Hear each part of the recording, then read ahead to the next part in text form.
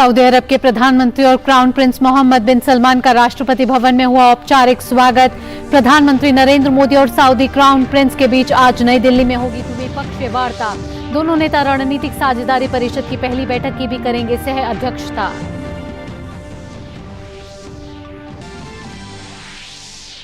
मध्य प्रदेश में आगामी विधानसभा चुनाव के मद्देनजर सूचना और प्रसारण मंत्री अनुराग ठाकुर आज राज्य के दौरे पर।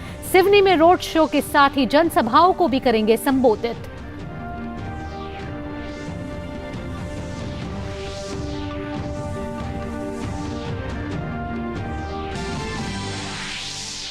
पूर्वी उत्तर प्रदेश में आज भी भारी बारिश। लखनऊ में कई स्थानों पर जल भराव। सभी स्कूलों में अवकाश घोषित। उत्तराखंड के 12 जिलों के अलग अलग इलाकों में भारी बारिश का येलो अलर्ट जारी।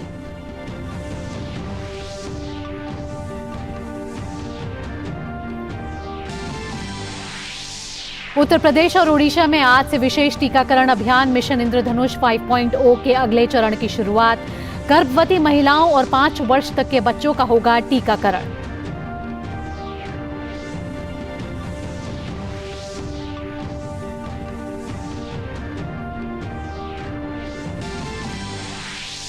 और अंतर्राष्ट्रीय खबरों में मोरक्को में 8 सितंबर को आए भूकंप से हुई भारी तबाही। मरने वालों की संख्या 2100 के पार। भूकंप प्रभावित इलाकों में राहत और बचाव अभियान युद्ध स्तर पर जारी।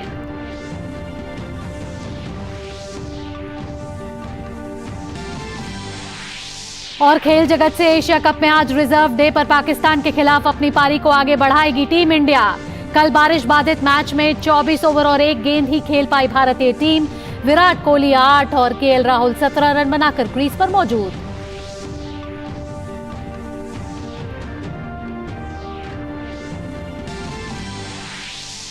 और सर्बिया के टेनिस स्टार नोवाक जोकोविच ने जीता 24वां ग्रैंड स्लैम। यूएस ओपन के रोमांचक फाइनल मैच ने डेनियल मेडवेडेव को हराकर जमाया खिताब पर कब्जा।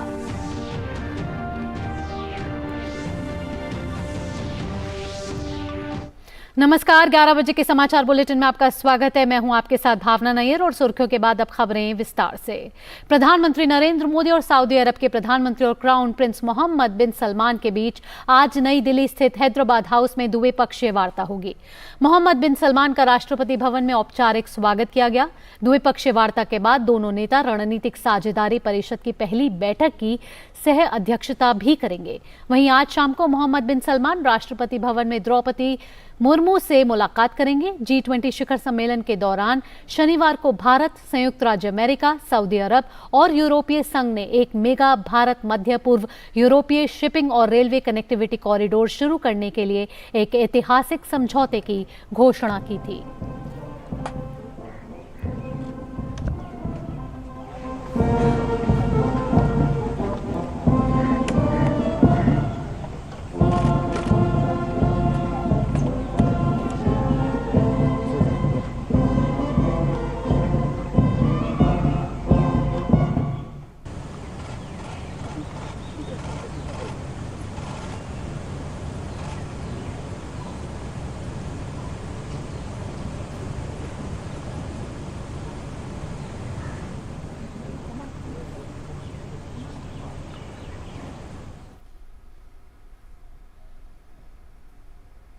दिल्ली में 2 दिन तक चले G20 सम्मेलन का सफल समापन हो गया। इस दौरान पीएम मोदी ने नवंबर में G20 वर्चुअल समिट का सुझाव दिया और अध्यक्षता ब्राजील को सौंपी।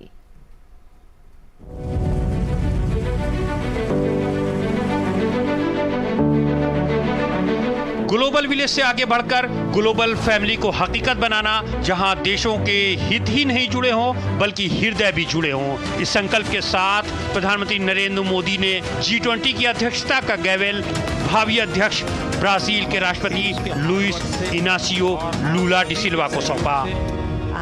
प्रेसिडेंसी का गैवेल सौंपता हूं।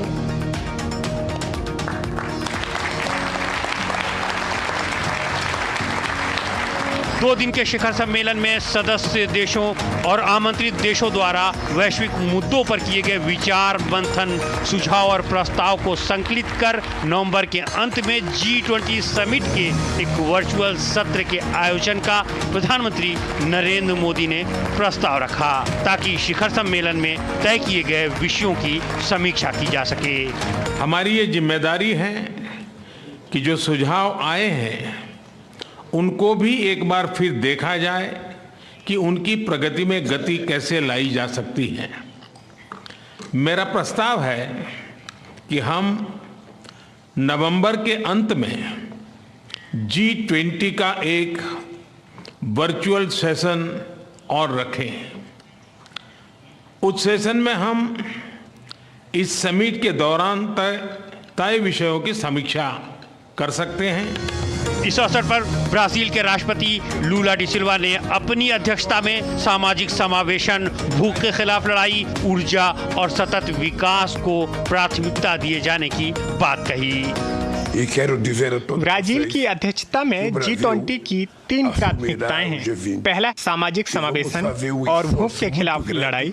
दूसरा, सामाजिक, आर्थिक और सतत पर्यावरणीय विकास। और तीसरा, वैश्विक शासन संस्थानों में सुधार। प्रधानमंत्री नरेंद्र मोदी ने one earth one family one future के रोड मैप के सुखद होने, संपूर्ण विश्व में आशा और शांति के संचार की कामना के साथ सम्मेलन के समापन की घोषणा की। मैं G20 समिट के समापन की घोषणा करता हूं। One earth one family one future का रोड मैप सुखद हो। स्वस्ति अस्तु विश्वस्य, यानी संपूर्ण विश्व में आशा और शांति का संचार हो। 140 करोड़ भारतीयों की इसी मंगल कामना के साथ आप सभी का बहुत बहुत धन्यवाद। G20 शिखर सम्मेलन के दौरान दुनिया ने दिल्ली में इतिहास को बनते देखा। अमेरिका के राष्ट्रपति ने भी भारत की अध्यक्षता में आयोजित सम्मेलन को बेहद सफल बताया। जो बाइडेन ने सोशल मीडिया प्लेटफॉर्म X पर एक वीडियो शेयर करते हुए कहा कि ऐसे समय जब दुनिया की अर्थव्यवस्था जलवायु संकट, नाजुक मौके और संघर्ष के मिले जुले झटकों से पीड़ित है, इस साल के शिखर सम्मेलन ने साबित कर दिया है कि G20 अब भी हमारे सबसे अहम मुद्दों का हल निकाल सकता है। भारत की G20 अध्यक्षता कई मायने में ऐतिहासिक और अभूतपूर्व रही। दिल्ली लीडर्स डिक्लेरेशन में पीपल, प्लेनेट, पीस और प्रॉस्पेरिटी, मजबूत, टिकाऊ, संतुलित और समावेशी सतत विकास लक्ष्यों पर प्रगति में तेजी लाने पर बल, सतत भविष्य के लिए हरित विकास संबंधी सहित 21वीं सदी के लिए बहुपक्षीय संस्थानों की अहमियत पर जोर की घोषणा के साथ ही G20 की भावी रणनीति दुनिया के सामने रखी गई। शैलेंद्र मिश्र के साथ ब्यूरो रिपोर्ट, DD न्यूज।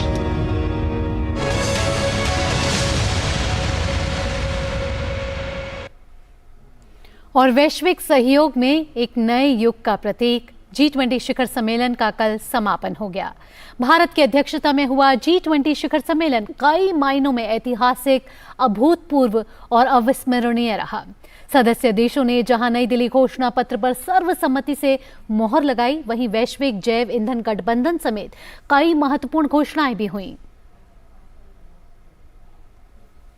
नई दिल्ली का भारत मंडपम भारत की अध्यक्षता में हुए अब तक के सबसे सफल G20 शिखर सम्मेलन का गवाह बना, जहां से अमृतकाल के दौरान दुनिया को शांति और समृद्धि का संदेश दिया गया।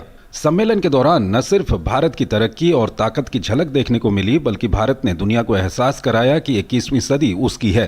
इसलिए सम्मेलन के उद्घाटन भाषण में ही प्रधानमंत्री नरेंद्र मोदी ने वैश्विक चुनौतियों से निपटने का आह्वान करते हुए कहा कि वैश्विक स्तर पर भरोसा बहाल करने का समय आ गया है। भारत पूरी दुनिया का आह्वान करता है कि हम मिलकर सबसे पहले इस ग्लोबल ट्रस्ट डेफिसिट को एक विश्वास, एक भरोसे में बदलें। यह हम सभी के साथ मिलकर चलने का समय है और इसलिए सबका साथ, सबका विकास, सबका विश्वास, सबका प्रयास का मंत्र हम सभी के लिए एक पथ प्रदर्शक बन सकता है। G20 शिखर सम्मेलन के पहले ही दिन नई दिल्ली घोषणा पत्र पर सदस्य देशों के बीच आम सहमति बनना सबसे बड़ी कामयाबी रही। यह ऐतिहासिक घोषणा पत्र भारत के सबका साथ, सबका विकास, सबका विश्वास और सबका प्रयास के मंत्र का ही परिणाम है। ये वसुधैव कुटुंबकम की भावना के साथ सर्वजन हिताय, सर्वजन सुखाय के वैश्विक कल्याण का सशक्त हस्ताक्षर है, जो दुनिया के लिए सुनहरे भविष्य का निर्माण करेगी। The declaration that the leaders have agreed on today focuses on promoting strong, sustainable, balanced and inclusive growth. It seeks to accelerate progress on SDGs and has come up with an action plan accordingly. नई दिल्ली में आयोजित G20 शिखर सम्मेलन इसलिए भी ऐतिहासिक और खास बन गया क्योंकि भारत की पहल पर अफ्रीकन यूनियन यानी अफ्रीकी देशों का संघ G20 का सदस्य बन गया। भारत की G20 अध्यक्षता ने G20 के इतिहास में इस बार सबसे अधिक काम किया है। ऐसे में ये आउटकम के लिहाज से भी अब तक का सबसे सफल आयोजन रहा। This has been the most ambitious presidency in G20's history ever because the number of outcomes it has, both the outcomes and the annexed documents are about 112, which is more than 2.5 times which has ever been achieved before. पर्यावरण और ऊर्जा संरक्षण की दिशा में ऐतिहासिक कदम उठाते हुए भारत की पहल पर ग्लोबल बायोफ्यूल अलायंस यानी वैश्विक जैव ईंधन गठबंधन की शुरुआत हुई। ये गठबंधन स्वच्छ ऊर्जा की दिशा में चल रहे प्रयासों में नए युग की शुरुआत करेगा। ग्लोबल बायोफ्यूल्स अलायंस सिर्फ इंटर गवर्नमेंटल प्रोसेस नहीं है, this is more than an intergovernmental process. It has the stakeholders, it has the producers of biofuels. Brazil में एक कोऑपरेटिव सोसाइटी है यूनिका, वो है, यूएस में ग्रेन काउंसिल है और 12 international organisation, the top international organisation, all because this potential. अभी तो शुरुआत हुई है। 19 is the countries now, including both producers, consumers, some G20 invitees. But I think the process has just begun.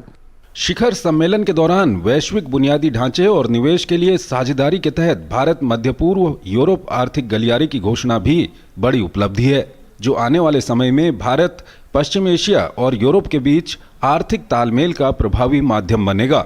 आज हम सब ने एक महत्वपूर्ण और ऐतिहासिक समझौता संपन्न होते हुए देखा है। आने वाले समय में यह भारत, पश्चिम एशिया और यूरोप के बीच इकोनॉमिक इंटीग्रेशन का प्रभावी माध्यम होगा। यह पूरे विश्व में कनेक्टिविटी और विकास को सस्टेनेबल दिशा प्रदान करेगा। G20 देशों ने आतंकवाद से लेकर भ्रष्टाचार तक प्रहार का संकल्प लिया और G20 शिखर सम्मेलन में हर क्षेत्र में भारत की छाप नजर आई। नटराज मूर्ति से कोणार्क चक्र तक भारत ने दुनिया को अपनी सॉफ्ट पावर की झलक भी दिखाई। Bureau report, DD news. सही में कई मायनों में ऐतिहासिक रहा 18वां G20 शिखर सम्मेलन। और अब बात करें भारत मंडपम में लगा शिल्प बाजार। भारतीय शिल्पियों के लिए भी वैश्विक स्तर पर पहचान दिलाने में बहुत ही सशक्त माध्यम बना है। शिल्प बाजार में देश के अलग अलग हिस्सों की समृद्ध कला की विरासत एक छत के नीचे आ गई। विदेशों से आए मेहमान स्थानीय उत्पादों को लेकर बेहद उत्साहित दिखे, तो वहीं कलाकार भी काफी खुश हैं कि उनकी कला को विदेशों में पहचान मिल रही है। आइए देखते हैं रिपोर्ट।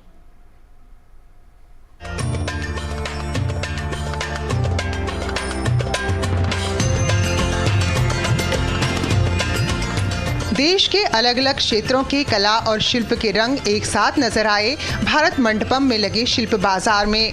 यहाँ देश की प्राचीन और परंपरागत कला की एक से बढ़कर एक विधा देखने को मिली। राष्ट्रीय पुरस्कार विजेता मधुबनी पेंटिंग कारीगर शांति देवी की मधुबनी पेंटिंग का यहाँ प्रदर्शन किया गया। मधुबनी कला की बारीकी से विदेशी मेहमान भी इसके मुरीद हो गए। वहीं गुजरात की 12,000 साल पुरानी समृद्ध कला को दर्शाती पिथौरा पेंटिंग को भी प्रदर्शनी में जगह मिली थी। ये पेंटिंग गांव की दीवारों पर बनाई जाती है। इस चित्रकला से जुड़े कलाकार परेश राठवा जी अपने हुनर के लिए पद्मश्री से नवाजे जा चुके हैं। वहीं टेराकोटा से बने खूबसूरत सामान भी शिल्प बाजार की शोभा बढ़ाते नजर आए। लखनऊ के पद्मश्री प्राप्त नक्काशी कलाकार दिलशाद हुसैन के हुनर को भी इस प्रदर्शनी में स्थान मिला। वहीं हिमाचल प्रदेश के स्टॉल को देखकर तो ऐसा लग रहा था मानो पूरा हिमाचल प्रदेश ही यहाँ उतर कर आ गया हो। किन्नौरी शॉल, टोपी, चंबा रुमाल, चाय और हाथ के बने सुंदर खिलौने यहाँ खूब पसंद किए गए। वहीं आदिवासी क्षेत्रों की कला को भी यहाँ अलग पहचान मिली। भारत के कला शिल्प को देखकर विदेश से आए मेहमान हैरान और उत्साहित नजर आए और जमकर खरीदारी की। India may be the pharmacy capital of the world, but it is also a capital for indigenous crafts, handmade crafts, all beautiful. It's all here. Every state is represented, every craft is represented, and it's just a joy to witness this, and everyone is discovering it. Interesting for us because we see all the culture and the expertise of the craftsmen and women of India, and we can also understand something about the different regions and the different both crafts product. But also some tea, it is a wonderful experience for us. We bought some pashmina.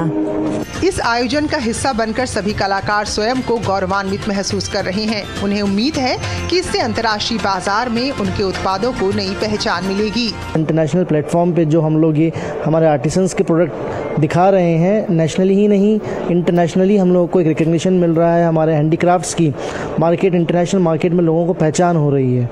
तो I really thank to the government कि हमारे artisans को एक opportunity मिली।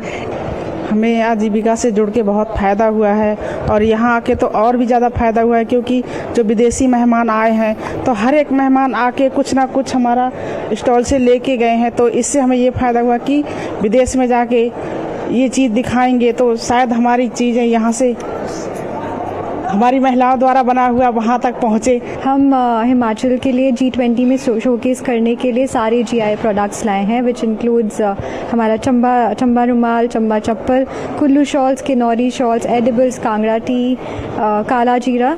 हमने नए अभी recent मौक़ों में हमने नए टॉयज़ डेवलप करवाए हैं जो बिल्कुल हमें लगता है परफेक्ट गिफ्ट होंगे सूवेनिर्स ले जाने के लिए। जहाँ विदेशी मेहमान भारत के निशाने के तौर पर ये सामान खरीद कर खुश हैं, वहीं हस्तशिल्पियों को उम्मीद है कि ये शिल्प बाजार उनके लिए अंतर्राष्ट्रीय बाजार की नई राह खोलेगा।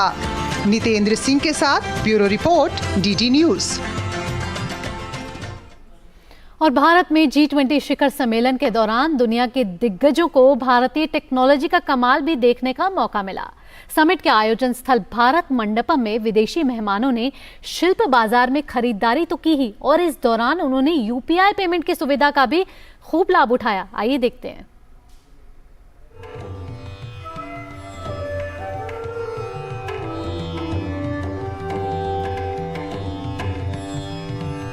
ये दोनों तस्वीरें गवाही दे रही हैं कि UPI यानी यूनिफाइड पेमेंट इंटरफेस भारत में ट्रांजैक्शन के सबसे ज्यादा इस्तेमाल होने वाले तरीकों में एक बन चुका है। भारत के लोग तो इस सुविधा का लाभ उठा ही रहे हैं, लेकिन G20 शिखर सम्मेलन के दौरान दुनिया भर से आए विदेशी मेहमानों ने भी जाना कि डिजिटल लेन देन में भारत तरक्की कर चुका है। दरअसल G20 के आयोजन स्थल भारत मंडपम में लगाए गए शिल्प बाजार में भारतीय परिधान, मिट्टी के बर्तन, पेंटिंग्स, गहने, मूर्तियां, सजावटी सामान, घरेलू सामान, चादर, कालीन समेत तमाम वस्तुओं के लिए लगाई गई प्रदर्शनी विदेशी मेहमानों के लिए आकर्षण का केंद्र रही। इन वस्तुओं को खरीदने में भी अतिथियों ने काफी दिलचस्पी दिखाई। खास बात यह रही कि इन्होंने जो सामान शिल्प बाजार से खरीदा उसका पेमेंट UPI के माध्यम से किया। I am very excited to be using UPI and my digital wallet to be paying for the bangles that have been created here by this artisanal artist. The process is seamless, it's quick, it's easy, and fantastic for really just anybody to use. Shopping has been really wonderful. Seeing all of the different artisan products from different regions of India has been great, and being able to purchase the products with the app has been really easy and efficient because I don't have to keep pulling out my wallet to find cash. Seeing the market and exploring the various vendors from the different parts of India has been amazing. Using the app has been really easy, even easier than using a credit card. Bharat में कुछ सालों में तेजी से digital payment का चलन बढ़ा है। UPI बीते कुछ सालों में सबसे ज्यादा इस्तेमाल किए जाने वाला डिजिटल पेमेंट मोड बन गया है।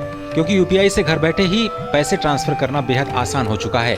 यूपीआई का मतलब एक रियल टाइम पेमेंट सिस्टम है, जिसकी मदद से आप एक बैंक के अकाउंट से दूसरे बैंक के अकाउंट में पैसा तुरंत ट्रांसफर कर सकते हैं। इसकी खास बात यह भी है कि यूपीआई के जरिए दिन या रात कभी भी मनी ट्रांसफर किया जा सकता है। इसके लिए आपके मोबाइल में फोन पे, पेटीएम, गूगल पे, भीम जैसे कोई भी यूपीआई का ऐप होना चाहिए और आपको अपने बैंक अकाउंट को यूपीआई से लिंक करना होता है। इसके बाद आप उसका इस्तेमाल आसानी से कर सकते हैं। यूपीआई की लोकप्रियता काफी तेजी से बढ़ रही है और इसे ज्यादा यूजर फ्रेंडली बनाया जा रहा है। शिखर सम्मेलन के माध्यम से दुनिया के सामने भारत को अपने देश के दमखम और विकास को दिखाने का एक मौका मिला। इसके लिए भारत मंडपम के पैवेलियन में बाकायदा डिजिटल इंडिया प्रदर्शनी लगाई गई, जो विदेशी मेहमानों के लिए आकर्षण का केंद्र रही। यहाँ भारतीय टेक्नोलॉजी और डिजिटल भुगतान के योगदान के बारे में जानकारियां साझा की गईं। विदेशी प्रतिनिधियों को भारत में डिजिटल भुगतान के विकास को दिखाया गया, साथ ही विदेशी मेहमानों को यूपीआई का अनुभव लेने का भी मौका मिला। इतना ही नहीं, जिनका भारत में बैंक अकाउंट नहीं है, ऐसे विदेशी मेहमानों और एनआरआईज के लिए यूपीआई वन वर्ल्ड सुविधा के जरिए देश में 50 लाख से ज्यादा प्रतिष्ठानों में डिजिटल पेमेंट्स की सुविधा दी गई है। नितेंद्र सिंह के साथ ब्यूरो रिपोर्ट, डीडी न्यूज। तो टेक्नोलॉजी के साथ साथ विदेशी मेहमानों को भारतीय संस्कृति का जो नज़ारा दिखा, उसका भी उन्होंने खूब आनंद उठाया है। भारत मंडपम में G20 देशों के राष्ट्राध्यक्षों और उनकी पत्नियों के सम्मान में दिए जाने वाले रात्रि भोज के कार्यक्रम में देश के कोने कोने से आए कलाकार 100 से अधिक संगीत वाद्य यंत्रों के जरिए समृद्ध भारतीय संगीत की प्रस्तुति दिया।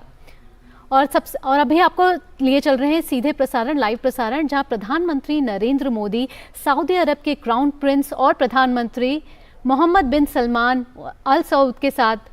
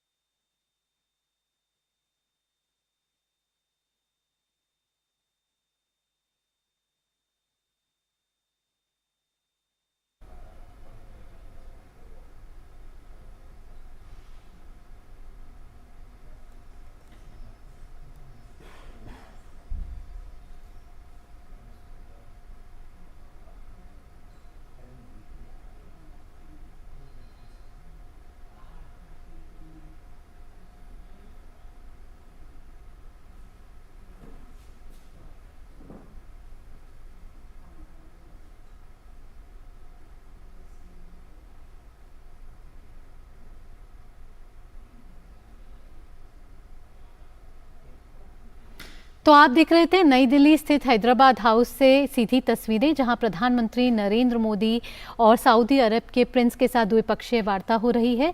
प्रधानमंत्री नरेंद्र मोदी और सऊदी अरब के क्राउन प्रिंस और प्रधानमंत्री मोहम्मद बिन सलमान के साथ आज द्विपक्षीय वार्ता हो रही है। खबरों के सिलसिले को आगे बढ़ाते हैं। भारत मंडपम में G20 देशों के राष्ट्राध्यक्षों और उनकी पत्नियों के सम्मान में दिए जाने वाले रात्रि भोज के कार्यक्रम में देश के कोने कोने से आए कलाकार 100 से अधिक संगीत वाद्य यंत्रों के जरिए समृद्ध भारतीय संगीत की प्रस्तुति दी।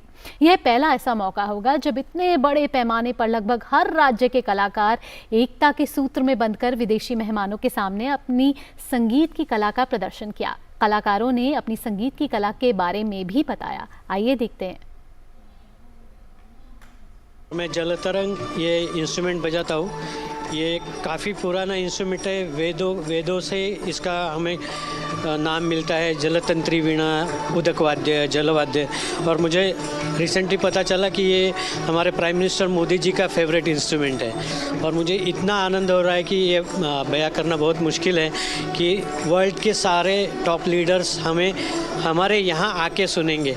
मैंने काफ़ी देशों में प्रोग्राम किया, लेकिन कभी बड़े लीडर्स के सामने वहाँ जाके मौका नहीं मिलता है। तो ये एक साथ इतने लोगों को हमारी कला दिखाने का मौका और हमारी कला बाहर पूरे वर्ल्ड में उसका प्रचार करने का मौका G20 के वजह से मिल रहा है। और मैं संगीत नाटक एकेडमी चेयरमैन जो है उनका और हमारे म्यूज़िक डायरेक्टर सबका बहुत दिल से आभारी हूँ कि मुझे इस लायक समझा और इसमें चुना। सुंदरी वादक एक दुर्लभ वाद्य यंत्र है।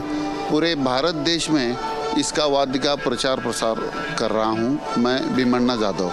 तो इस वाद्य का निर्माण मेरे बड़े दादाजी ने शहनाई के माध्यम से किया है। मुझे ऐसा लग रहा था कि शहनाई जैसा पॉपुलर हुआ है तो सुंदरी कब होगा। तो मैं आज खुशी से बात कर रहा हूँ कि अपने भारत देश के महान पंत प्रधान माननीय नरेंद्र मोदी सर जी ने G20 के माध्यम से एवं संगीत नाटक अकादमी के चेयरमैन हमारे जैसे युवा प्रतिभा कलाकारों को चुने उनको सिलेक्शन करके G20 में कला प्रदर्शन करने का मौका दिया है। मैं सितार वाद्य बजाता हूँ और आज मुझे बहुत खुशी है कि संगीत नाटक अकादमी के ज़रिए ये जो प्रोग्राम अरेंज किया जा रहा है और सारे वर्ल्ड्स के लीडर और मोदी जी के सामने हमें बजाने का मौका मिल रहा है, ये हमारे लिए बहुत अभिमान की बात है और बहुत बहुत शुक्रिया करना चाहता हूँ मोदी जी और संगीत अकादमी को। मैं इधर सुर श्रृंगार और मोहन वीणा ये दोनों रेयर इंस्ट्रूमेंट्स बजा रहा हूँ और ख़ास करके ये जो सुर श्रृंगार है, ये सुर श्रृंगार का जिक्र माननीय प्रधानमंत्री जी श्री नरेंद्र मोदी जी इसका जिक्र 98 एपिसोड में किया था। तो अभी ये साज पूरा दुनिया का सामने मुझे बजाने का मौका मिला इतना वर्ल्ड स्टेज पे, इसलिए मैं प्राइम मिनिस्टर मोदी जी, संगीत नाटक अकादमी और उनके सारी कार्यकर्ता सभी की आभारी हूँ। मैं सरस्वती वीणा बजाती हूँ। ये ना G20 में मैं बजाना तो बहुत खुश हो रही हूँ।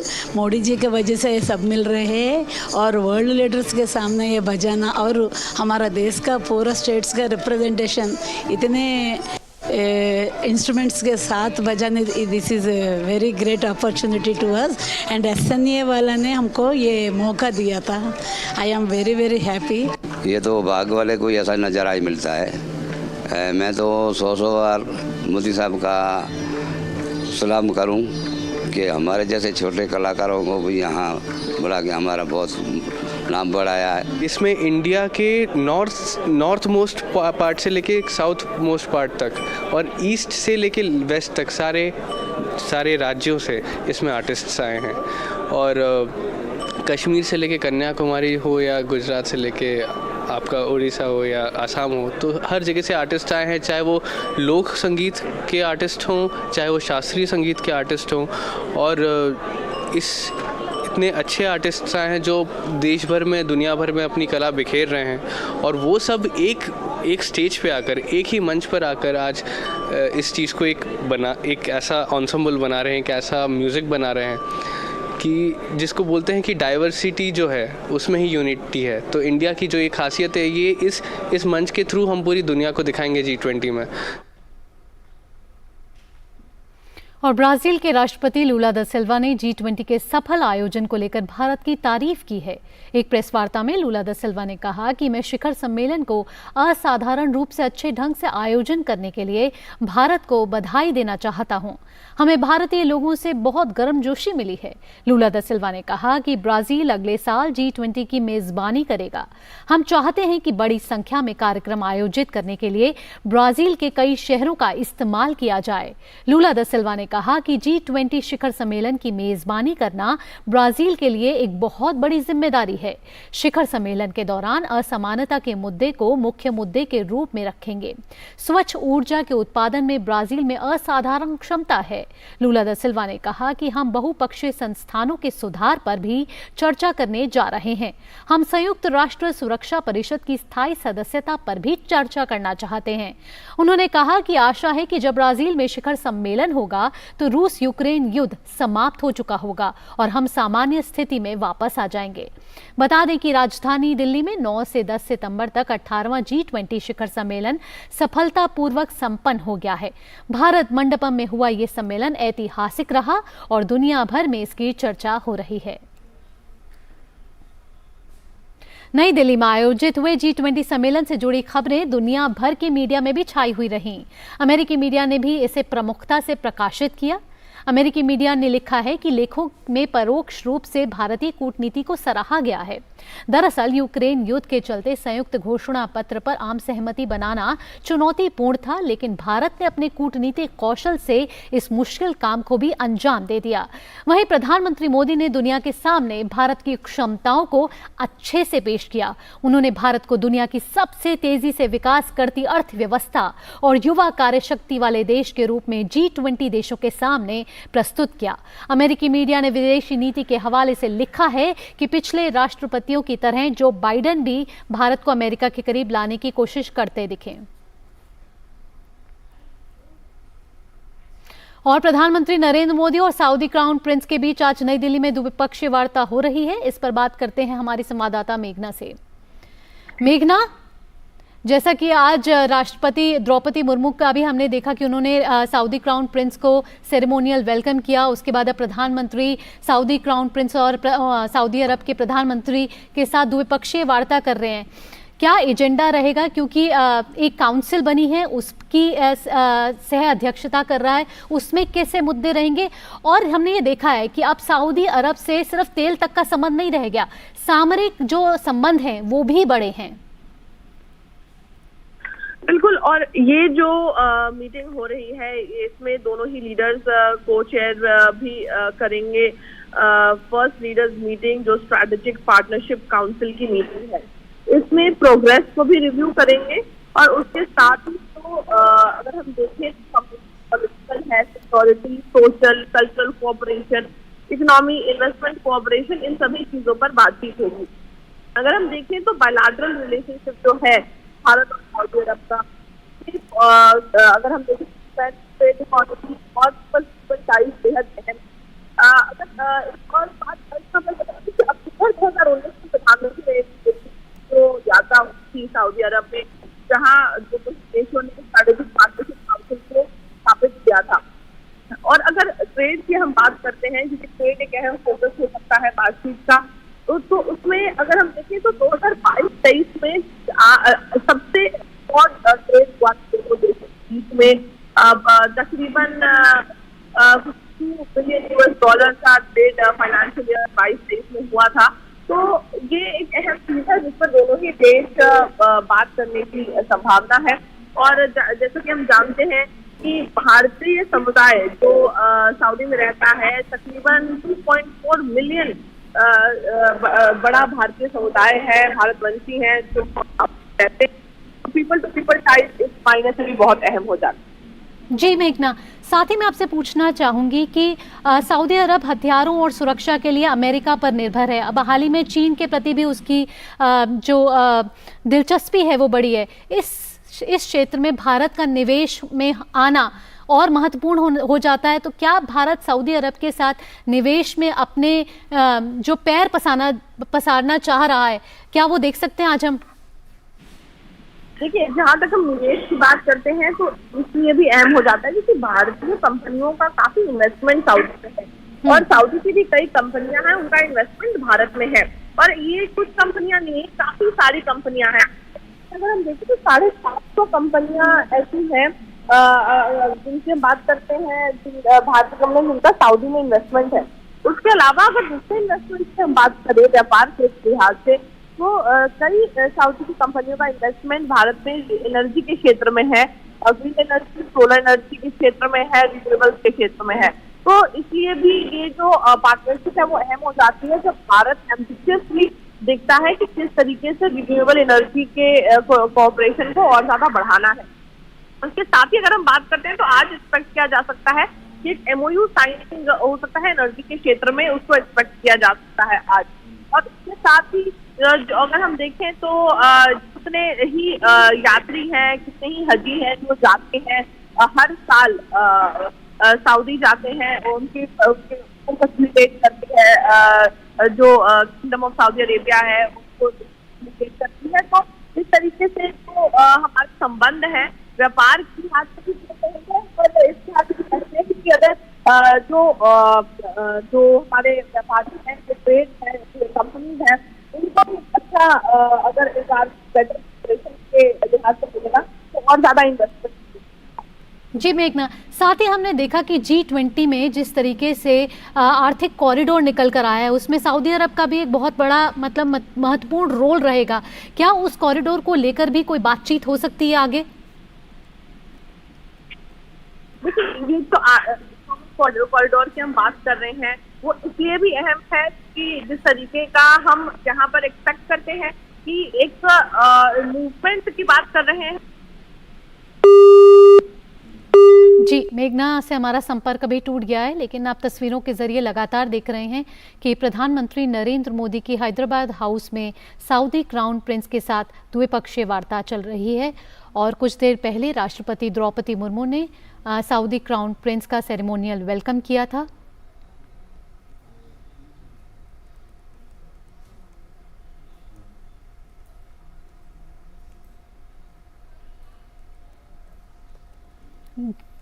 जी, और ये तस्वीरों के ज़रिए आप देख रहे हैं कि द्विपक्षीय वार्ता चल रही है।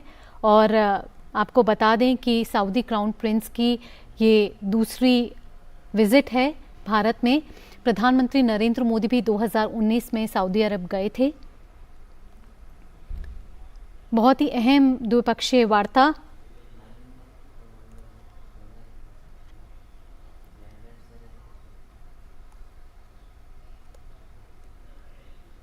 और मेघना हमारे साथ फिर से जुड़ गई हैं। मेघना, जिस तरीके से हैदराबाद हाउस में अब ये वार्ता चल रही है, हमने ये भी देखा मेघना कि हाल ही में दोनों देशों ने सैन्य अभ्यास भी किए हैं। तो अगर डिफेंस के क्षेत्र में बात की जाए, रक्षा के क्षेत्र में बात की जाए, तो क्या वहां पर भी रिश्ते मजबूत होते दिख रहे हैं? बिल्कुल। और यहाँ पर देखिए, केवल हम डिफेंस के क्षेत्र तक इसको जिस तरीके का एडवांसमेंट भारत ने किया है सऊदी अरब के साथ, अगर हम केवल बायलैटरल रिलेशंस को ढंग से देखें या स्ट्रैटेजिक पार्टनरशिप काउंसिल को ही देखें, तो उसमें 2 सब कमिटीज हैं। पहला सब कमिटी है पॉलिटिकल, सिक्योरिटी, सोशल और कल्चरल कोऑपरेशन पर। दूसरा सब कमिटी है जो इकोनॉमी और इन्वेस्टमेंट्स को देखता है। और उसी कमिटीज के अंदर देखें तो 4 लेवल के एंगेजमेंट हैं। पहला एंगेजमेंट है समिट लेवल का, दूसरा एंगेजमेंट मिनिस्ट्रियल लेवल का, और उसके बाद सीनियर ऑफिशियल्स मीटिंग और जॉइंट वर्किंग ग्रुप्स का एक एंगेजमेंट लेवल है। जॉइंट वर्किंग ग्रुप्स की जब हम बात करते हैं तो उसमें पॉलिटिकल कंसुलर आता है, लीगल और सिक्योरिटी एक अहम एस्पेक्ट है, उसके साथ ही सोशल और कल्चरल है। और जो आप बात कर रही हैं कि जॉइंट कमिटी एक डिफेंस कोऑपरेशन पर भी है उसके अंतर्गत। और अगर हम देखें तो इकोनॉमिक कमिटी में जो जॉइंट वर्किंग ग्रुप्स हैं उसमें एग्रीकल्चर और फूड सिक्योरिटी की बात है। एनर्जी एक अहम पहलू है आज की बातचीत का, जो बहुत ही अहम हो सकता है एनर्जी का जो क्षेत्र है। टेक्नोलॉजी, इंफॉर्मेशन टेक्नोलॉजी की हम बात करें, इंडस्ट्री और इंफ्रास्ट्रक्चर की बात कर रहे हैं जी। उसके अलावा जब हम इकोनॉमिक कोऑपरेशन की बात करते हैं, इसलिए इकोनॉमिक कोऑपरेशन बहुत अहम हो जाता है क्योंकि सऊदी अरब जो है भारत का 4था सबसे बड़ा ट्रेडिंग पार्टनर है। और भारत का 18% से ज्यादा जो क्रूड ऑयल इंपोर्ट है वो सऊदी से सोर्स होता है। और अगर हम देखते हैं तो बायलैटरल ट्रेड जो तकरीबन 29-30 बिलियन US डॉलर के पास था, वो अब काफी ज्यादा बढ़ गया है। उसको एक बहुत ही रिकॉर्ड जंप मिला है फाइनेंशियल ईयर 2022-23 में। अगर हम देखें तो जिस तरीके से मैं आपको बता रही थी कि 750 के आसपास भारतीय कंपनियां जॉइंट वेंचर के हिसाब से रजिस्टर्ड हैं सऊदी में। और ये कई मेजर कंपनीज हैं, जैसे L&T की बात करते हैं, टाटा की बात करते हैं, और ऐसे कई ऐसी कंपनीज हैं जो इंफॉर्मेशन टेक्नोलॉजी के क्षेत्र में है, कंस्ट्रक्शन के क्षेत्र में है, फाइनेंशियल क्षेत्र में है और सॉफ्टवेयर डेवलपमेंट में है। लेकिन अगर हम देखते हैं सऊदी के जो इन्वेस्टमेंट्स हैं भारत में, उसमें कई ऐसे कंपनीज हैं जो कि अगर हम देखें तो कई स्टार्टअप्स को ये फंड कर रही हैं। कई ऐसी कंपनीज हैं जो कि अगर हम बात करें तो विंड पावर प्रोजेक्ट्स को फंड के क्षेत्र में है। अगर हम देखें तो रिन्यूएबल्स के क्षेत्र में है, तो और ऑयल टू केमिकल्स बिजनेस के क्षेत्र में भी कुछ स्टेक है। ये एक अहम एस्पेक्ट है क्योंकि ट्रेड एक बहुत ही इम्पोर्टेंट, अगर हम बात करते हैं कि बातचीत के दौरान किन चीजों पर एक अहम बातचीत होगी, तो ये एक बहुत ही अहम एस्पेक्ट होगा। अगर हम बात करते हैं India middle east Europe economic corridor की, तो हमने देखा कि प्रधानमंत्री नरेंद्र मोदी ने कहा कि एक बहुत ही महत्वपूर्ण और ऐतिहासिक समझौता है जो संपन्न हुआ है। आने वाले समय में ये कॉरिडोर भारत, हम वेस्ट एशिया की, पश्चिम एशिया की बात कर रहे हैं, यूरोप के बीच की बात कर रहे हैं, तो इकोनॉमिक इंटीग्रेशन का एक बहुत ही इफेक्टिव माध्यम बनेगा। और वर्ल्ड के हिसाब से, अगर वर्ल्ड पर्सपेक्टिव से देखें तो कनेक्टिविटी और डेवलपमेंट के लिए बेहद ही अहम होने वाला है। बिल्कुल मेघना, आपने ट्रेड की बात करी, अपने डिफेंस की बात करी, साथ ही साथ आपने बात करी सोशल कल्चरल रिलेशन की। तो अगर हम अपने दर्शकों को बताएं कि सऊदी अरब हर साल करीब 1,75,000 यात्री जो हैं वो उनकी हज की सुविधा कराता है, और जो 2019 में राजकीय दौरे के दौरान एक समझौता हुआ था जिस पर हस्ताक्षर हुए थे, जिसमें 10,000 करोड़ अमेरिकी डॉलर का निवेश किया गया था। इसमें भारत का हज कोटा भी बढ़ाया गया था, तो क्या इस पर भी कोई बातचीत हो सकती है? देखिए, जब प्रधानमंत्री नरेंद्र मोदी 2019 में गए थे, उस विजिट के दौरान अनाउंस किया गया था कि जो सऊदी अरब है वो तकरीबन $100 बिलियन इन्वेस्ट करेगा। उसके साथ ही MOU एग्रीमेंट्स भी साइन हुए थे। सऊदी अरब ने सोलर अलायंस भी ज्वाइन किया था, जो प्रधानमंत्री नरेंद्र मोदी ने जिसे लॉन्च किया था। उसके साथ ही अगर हम देखें तो टूरिज्म के क्षेत्र में भी MOUs साइन हुए थे, हाउसिंग के क्षेत्र में हुए थे और इन्वेस्टमेंट के क्षेत्र में हुए थे। अब जिस तरीके से हम कल्चरल कोऑपरेशन की बात कर रहे हैं यहाँ पर, तो हम जानते हैं कि कल्चरल रिलेशंस बहुत ही अहम रहे हैं।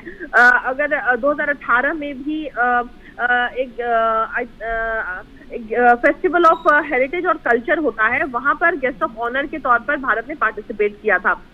उसके साथ अगर हम देखें तो योग को भी काफी पॉपुलैरिटी मिली है सऊदी अरब में, और उसे एक स्पोर्ट्स एक्टिविटी के तौर पर रिकॉग्नाइज किया गया है सऊदी में। और उसके साथ ही अगर हम देखते हैं तो कई आजादी का अमृत महोत्सव के कई कार्यक्रम सऊदी में हुए थे। और जिस तरीके से हम बात करते हैं कि फर्स्ट टाइम कोई ऐसे गल्फ रीजन में कोई ऐसे स्टैंडर्ड्स योग के, अगर हम बात करते हैं, MOU योगा कोऑपरेशन पे हुआ था 2021 के आसपास, जहां पर फॉर्मल योगा स्टैंडर्ड्स को सऊदी में कोर्स में उसको एक जगह दी गई थी, तो कि गल्फ रीजन में, जो कि ऐसा पहली बार देखा गया कि योग को इस तरह की प्राथमिकता दी गई, इस तरीके का इंक्लूजन हुआ एक कोर्स में।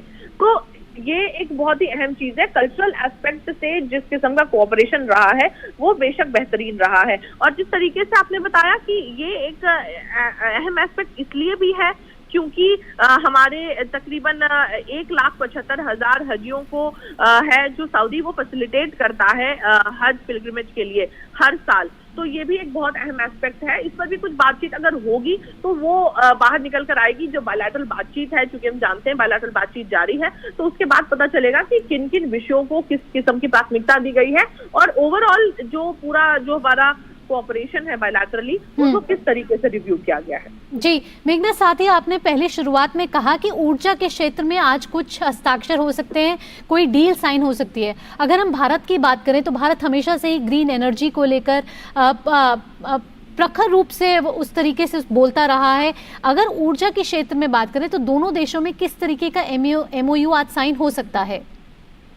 देखिए, एक्सपेक्ट किया जा सकता है कि MOU साइन होगा एनर्जी कोऑपरेशन में भारत और सऊदी अरब के बीच में। अब वो उसकी डिटेल्स हालांकि अब हमारे पास अभी तक नहीं आई हैं, क्योंकि ये बताया जा रहा है कि जब MOU साइन उसके बाद ही हमें पूरी डिटेल्स पता चल पाएंगी कि ये जो एनर्जी के क्षेत्र में कोऑपरेशन हुआ है वो स्पेसिफिकली किन चीजों के लिए हुआ है और ये इस कोऑपरेशन से या इस MOU से किस चीज को फैसिलिटेट किया जाएगा या क्या चीज को गति मिलेगी। उसके बारे में जब MOU एक्सचेंज हो जाएगा उसके बाद ही पता चलेगा, जब ऑफिशियल डिटेल्स इसके बारे में बाहर आएंगी। साथ ही मेघना, मैं आपसे पूछना चाहूंगी कि सऊदी अरब आज पश्चिमी देशों के साथ एक अच्छे संबंध रखता है और इसके अलावा सऊदी अरब ने अपने देश में महिलाओं के समान अधिकारों के लिए भी अब पहल की है। तो हम ये नहीं देखते थे पहले इस तरीके के रवैये महिलाओं के समान अधिकार के लिए। तो सऊदी अरब की इस पहल के लिए आप क्या कहेंगी? देखिए, अगर हम देखें तो भारत के पहलू से अगर हम इस बात को देखते हैं तो भारत ने हमेशा ही G20 में भी अगर आप देख लें तो women lead development, women empowerment और इन सभी चीजों को काफी ज्यादा प्राथमिकता दी है। तो हम अगर हमारे विजन की बात करें तो भारत ने हर जगह women empowerment, women lead development, women के साथ कोऑपरेशन, कोलैबोरेशन हो, महिलाएं हर क्षेत्र में आगे बढ़े, उस चीज के लिए हमेशा वाउच किया है, उस चीज के लिए हमेशा आगे आवाज उठाई है। यहाँ पर हम देखते हैं कि जिस तरीके से G20 में भी भारत ने विमेन एम्पावरमेंट की ग्रुप्स की बात करें या इन सभी क्षेत्रों में किस तरीके से महिलाएं आगे आ सकती हैं, स्टार्टअप्स का क्षेत्र हो या कहीं कोई और, जैसे हम सेल्फ हेल्प ग्रुप्स जिन्हें कहते हैं, या हम कोई ऐसी ग्रुपिंग्स कहते हैं जिसमें कि भारत में महिलाओं, अगर डिफेंस के क्षेत्र की बात हो या कई अन्य क्षेत्रों में, जिस तरीके से भारत ने महिलाओं को आगे एम्पावर करने के लिए और उनको डेवलपमेंट में एक साझेदार बनाने के लिए, उस डेवलपमेंट पार्ट में उनका बराबरी का हिस्सा हो, भारत ने हमेशा इस चीज को प्राथमिकता दी है। और जब देखते हैं कि सऊदी में भी अब इस किस्म के जो पहल की जा रही है, तो बेशक एक बहुत ही इनकरेजिंग पहल है, लेकिन देखिए जब व्यापार बढ़ता है दोनों ही देशों के बीच में, ट्रेड बढ़ता है दोनों ही देशों के बीच में, तो हम ये भी देखते हैं कि जो अगर हम देखें जो वर्किंग एनवायरनमेंट है उसका भी काफी असर एक दूसरे के देशों में पड़ता है। तो भारत में जिस तरीके से महिलाएं काम कर रही हैं, भारत में जिस तरीके से महिलाएं डेवलपमेंट को लीड कर रही हैं, या जिस तरीके से हर एक क्षेत्र में महिलाओं का योगदान है, तो जहां भी हम ट्रेड कर रहे हैं या जहां भी हम अपना आदान प्रदान कर रहे हैं, इंटरेक्शन का, कोऑपरेशन का, वहां भी इसकी झलक बेशक नजर आई। बहुत बहुत धन्यवाद मेघना, इतनी महत्वपूर्ण जानकारी हम तक साझा करने के लिए। तो प्रधानमंत्री नरेंद्र मोदी आज सऊदी अरब के प्रिंस और प्रधानमंत्री के साथ द्विपक्षीय वार्ता कर रहे हैं, जिस पर मेघना जानकारी दे रही थी। बढ़ते हैं अगली खबर की ओर। केंद्रीय स्वास्थ्य मंत्री मनसुख मांडविया ने कहा है कि 17 सितंबर को प्रधानमंत्री नरेंद्र मोदी के जन्मदिन के अवसर पर आयुष्मान भव अभियान की शुरुआत की जाएगी। उन्होंने कहा कि इस अभियान के तहत आरोग्य लक्ष्य सेवा का प्रचार प्रसार किया जाएगा।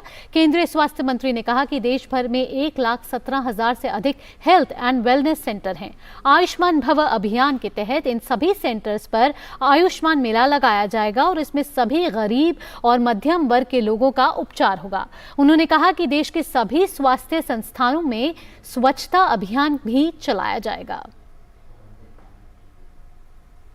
आज प्रधानमंत्री जी ने शोषितों के लिए काम किया, वंचितों के लिए काम किया, महिलाओं के लिए काम किया। तो जब प्रधानमंत्री जी का जन्मदिन 17 सितंबर है, तो हमने तय किया कि 17 सितंबर से एक पखवाड़ा तक हम आयुष्मान भव अभियान चलाएंगे। देश में 1,17,000 से अधिक हेल्थ एंड वेलनेस सेंटर है।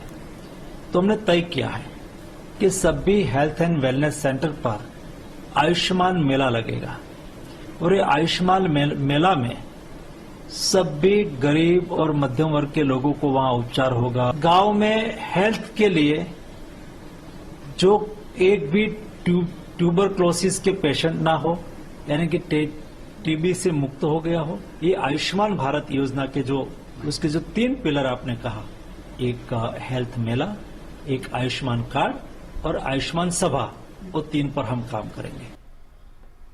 और अब बात मानसून की। उत्तर प्रदेश के कई जिलों में बीते 2 दिन से भारी बारिश देखने को मिल रही है, जबकि कुछ जिलों में रुक रुक कर हल्की से मध्यम बारिश का दौर जारी है। प्रदेश की राजधानी लखनऊ में बीती रात से तेज बारिश का सिलसिला जारी है। लखनऊ में भारी बारिश के कारण कई इलाकों में जल भराव हो गया है। इस बीच मौसम विभाग ने आज भी ऐसा ही मौसम रहने का अनुमान व्यक्त किया है। मौसम विभाग की ओर से जारी बारिश के अलर्ट के बीच लखनऊ के डीएम ने शहर के सभी सरकारी और प्राइवेट स्कूलों की छुट्टी कर दी है। डीएम ने कक्षा 12वीं तक के सभी स्कूलों को बंद करने का आदेश जारी किया है।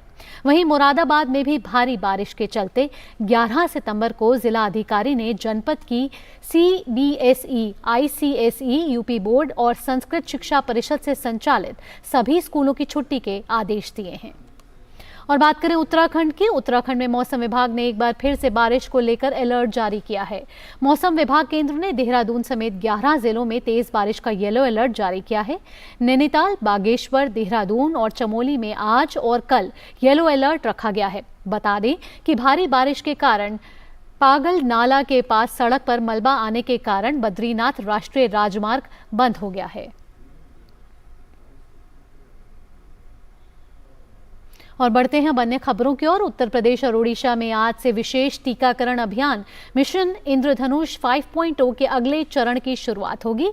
इस मिशन के तहत 5 साल से कम उम्र के सभी बच्चों और गर्भवती महिलाओं को टीका की खुराक दी जाएगी। टीकाकरण के जरिए कई गंभीर बीमारियां जैसे टेटनस, पोलियो, तपेदिक, गला घोटू, काली खांसी, हेपेटाइटिस बी, पीलिया, हिप न्यूमोनिया, मेनिंजाइटिस यानी कि दिमागी बुखार, रोटावायरस, डायरिया और खसरा रुबेला से बचाव होगा।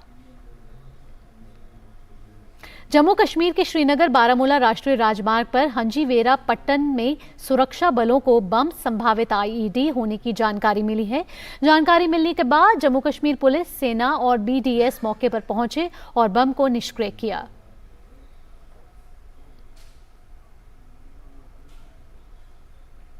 तमिलनाडु के तिरुपथुर में आज सुबह भीषण सड़क हादसा हुआ है। यहां फुटपाथ पर बैठे 7 लोगों की वैन से कुचलने के बाद मौत हो गई है।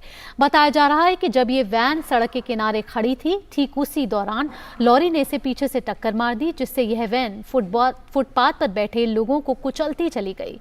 पुलिस के मुताबिक जिस वैन पर यह हादसा हुआ है वह फुटपाथ पर बैठे लोगों को ही ले रही थी। हालांकि रास्ते में कुछ खराबी आ जाने की वजह से वो सभी इससे उतरकर सड़क किनारे बैठ गए थे।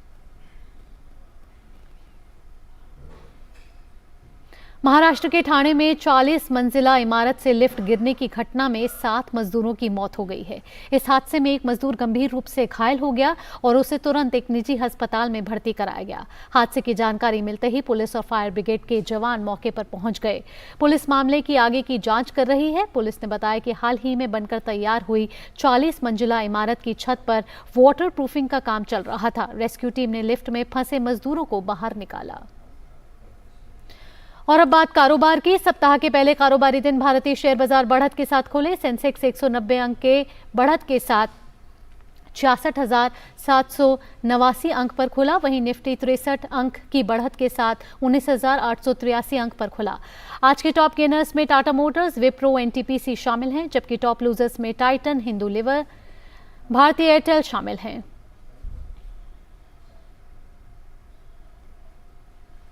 एशियन डेवलपमेंट बैंक ने ग्रीन फाइनेंसिंग फैसिलिटी के तहत भारत को रियायती ब्याज दरों पर लोन देने की घोषणा की है। G20 शिखर सम्मेलन में भाग लेने के लिए दिल्ली आए एडीबी अध्यक्ष मासासुगु अस्कावा ने वित्त मंत्री निर्मला सीतारमण से बातचीत की है।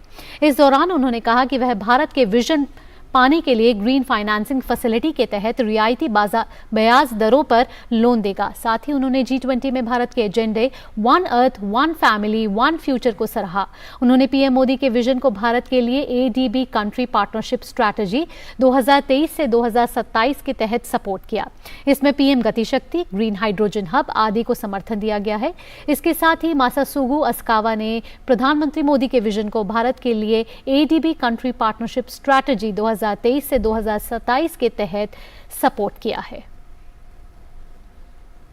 और अब बात खेल की खबरों की। नोवाक जोकोविच ने यूएस ओपन 2023 का पुरुष एकल खिताब जीत लिया है। उन्होंने फाइनल मैच रूस के डेनियल मेडवेडेव को हराया। इस जीत के साथ ही जोकोविच ने ऑस्ट्रेलिया के मार्गरेट कोर्ट के सर्वकालिक 24 ग्रैंड स्लैम जीतने के रिकॉर्ड की बराबरी कर ली है। जोकोविच मौजूदा सीजन में 4 ग्रैंड स्लैम खिताब में से 3 अपने नाम कर चुके हैं। सर्बिया के स्टार टेनिस खिलाड़ी नोवाक जोकोविच ने यूएस ओपन 2023 के पुरुष एकल का खिताब अपने नाम कर लिया है। प्रतियोगिता के फाइनल मुकाबले में जोकोविच ने रूस के डेनियल मेदवेदेव को 6-3, 7-6, 6-3 के अंतर से हराकर खिताब पर अपना कब्जा जमाया। इस जीत के साथ ही जोकोविच के नाम 24 ग्रैंड स्लैम खिताब हो गए हैं। इसके साथ ही उन्होंने ऑस्ट्रेलिया की मार्गरेट कोर्ट के सर्वकालिक 24 ग्रैंड स्लैम जीतने के रिकॉर्ड की बराबरी भी कर ली। यूएस ओपन के खिताबी मैच के पहले सेट को जोकोविच ने 6-3 के अंतर से आसानी से अपने नाम कर लिया। इसके बाद दूसरे सेट में जोकोविच और मेदवेदेव के बीच कड़ी टक्कर देखने को मिली, जो 1 घंटे 44 मिनट तक चली। हालांकि जोकोविच ने धैर्य का परिचय देते हुए आखिर में इस सेट को भी 7-6 के अंतर से अपने नाम कर लिया। वहीं तीसरे सेट में जोकोविच ने मेदवेदेव को 6-3 से हराकर खिताब पर अपना कब्जा जमा लिया। जोकोविच के लिए मौजूदा सत्र शानदार रहा है। वे इस सीजन में 4 में से 3 ग्रैंड स्लैम जीत चुके हैं। इस साल की शुरुआत में ऑस्ट्रेलियन ओपन में जीत के साथ जोकोविच ने राफेल नडाल के 22 ग्रैंड स्लैम खिताब जीतने के रिकॉर्ड को पीछे छोड़ दिया था। इसके बाद उन्होंने फ्रेंच ओपन का खिताब अपने नाम किया। हालांकि उन्हें जुलाई में विंबलडन के फाइनल में हार का सामना करना पड़ा था और अब यूएस ओपन में शानदार जीत। इस जीत के साथ ही जोकोविच एक बार फिर दुनिया के नंबर 1 टेनिस खिलाड़ी बन जाएंगे। Sports desk DD. और फिलहाल इस बुलेटिन में इतना ही। डीडी न्यूज़ पर खबरों का सिलसिला यूं ही जारी रहेगा। मुझे और हमारी टीम को दीजिए इजाजत। नमस्कार।